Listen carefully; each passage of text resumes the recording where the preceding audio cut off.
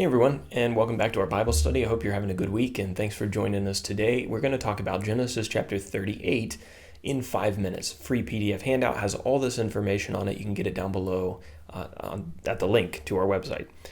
You'd think I'd have this figured out now that I've said it 38 times, but not really. Okay, let's talk about this chapter. When did the events of this chapter take place? Well, Genesis 38 verse 1 opens up with the phrase, "It happened at that time."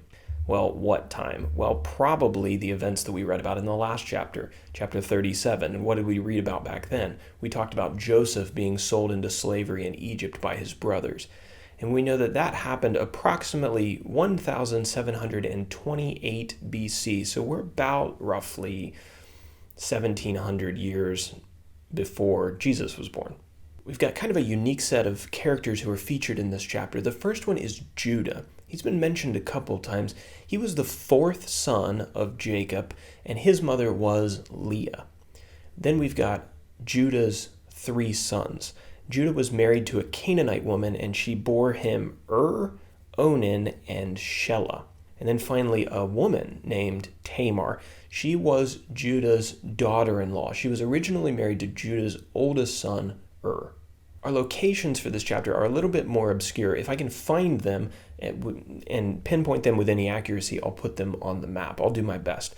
But Judah lived in a place called Chezib when his third son was born to him. And then the text tells us that he went to Timnah to shear his sheep. And a very important event is going to happen on the road to Timnah. And that's kind of the highlight of this chapter. So let's jump into our outline.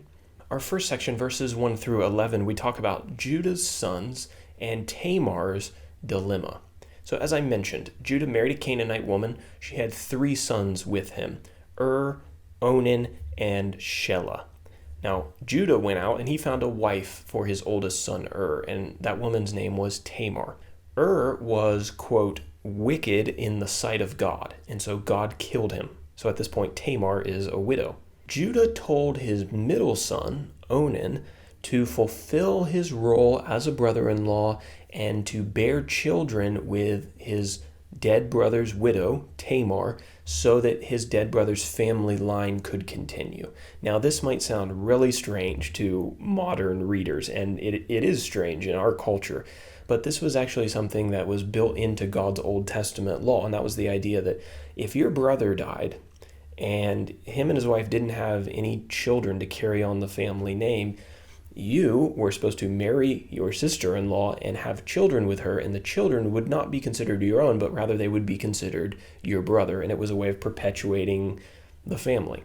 So Onan was supposed to take Tamar and have children with her, but the text says that whenever he slept with Tamar, he would spill his semen on the ground because he knew that the children that he was going to bear, they wouldn't be considered his anyway.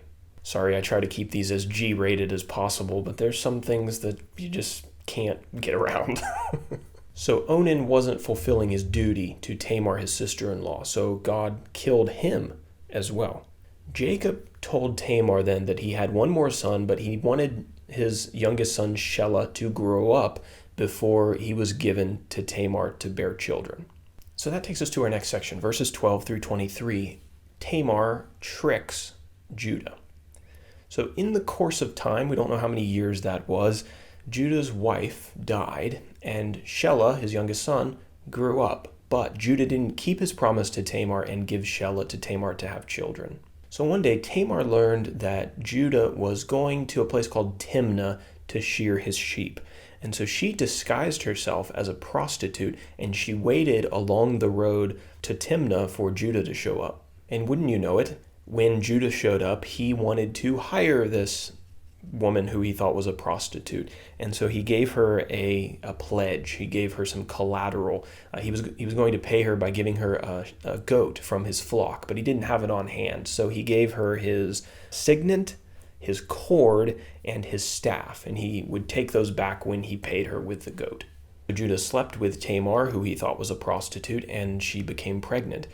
Judah came back to make the payment a little bit later on, but he couldn't find the woman, and he actually never discovered that the prostitute was Tamar.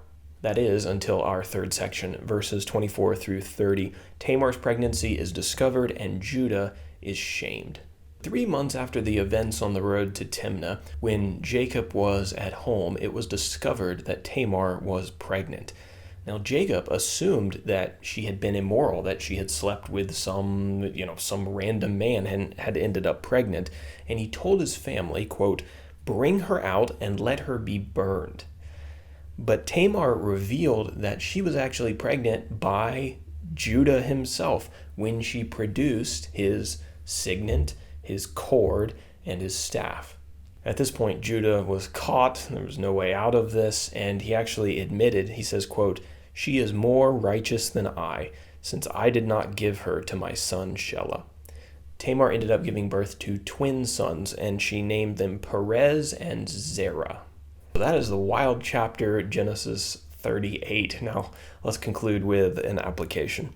Don't be a person who is quick to point out other people's sins without addressing your own first. Judah was pretty quick to demand punishment for the sin that he assumed that Tamar had committed, but he failed to address his own sin of not giving his son to Tamar and not fulfilling his promises and keeping his word.